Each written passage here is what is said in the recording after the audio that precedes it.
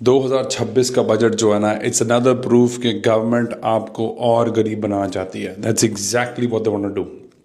History में already हम देख चुके हैं कि 1985 में जब हॉक गवर्नमेंट में अबॉलिश करा था नेगेटिव गियरिंग, तो क्या हुआ था कि रेंट ओवरनाइट 30% इंक्रीज हुए थे, इकोनॉमी स्लो डाउन हुई थी और फर्स्ट होम बायर्स सेव नहीं कर पा रहे थे। एंड दैट्स एग्जैक्टली कि उन्होंने 1987 में फिर उसको चुपचाप चेंज कर दिया था, बिकॉज दे सी कि भाई उन्होंने को पता चल गया था कि भाई ये कोई हमने ढंग का काम नहीं करा। आपको टैक्स कर दिए इन्होंने बहुत ज़्यादा, प्लीज़ ध्यान से सुनना, $250 $250 पैसा खर्च खर्च के सरकार इन्फ्लेशन बढ़ा रही है, जो कि इनको मैनेज करना बिल्कुल नहीं आता। एंड दे आपको क्या कर रहे हैं, वो थोड़े से पैसे दे के आपकी जेब में से पैसे निकाल रहे हैं, बट आपको सिस्टम समझना ही नहीं है, आप फोकस्ड ही नहीं हो। आपको तो भाई मजे मारने हैं, विच इज़ फाइन, मजे मारो, पर एटलीस्ट तुम्हें पता तो होना भाई तुम किसको पावर में लेके आ रहे हो।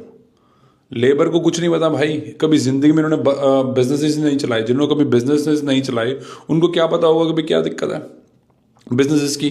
एनीवेज, कैपिटल गेन टैक्स आपको पता ही है कि पहले 50% डिस्काउंट मिलता था, बट अब जो बेयर मिनिमम है वो 30% तो इन्होंने लगाना ही लगाना है। एक ऑप्शन और दिया है कि भाई you will be taxed on your real gain above inflation.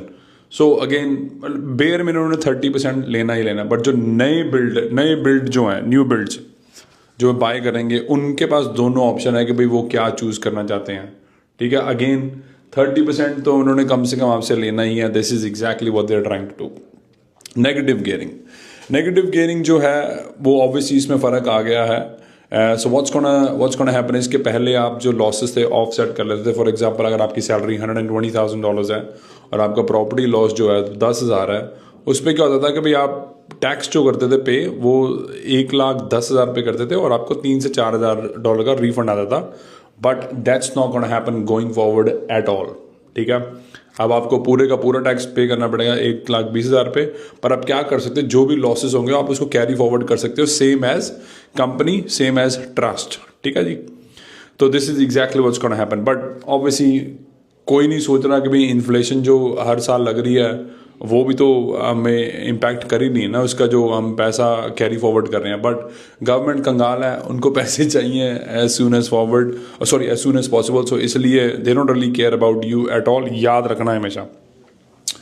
Next जो मेरी प्रेडिक्शन है वो यही है कि भाई इन्वेस्टर्स जो हैं वो थोड़ा सा स्लो होंगे, but obviously Perth and Queensland क्योंकि सप्लाई का इशू है, I don't see any slow down there.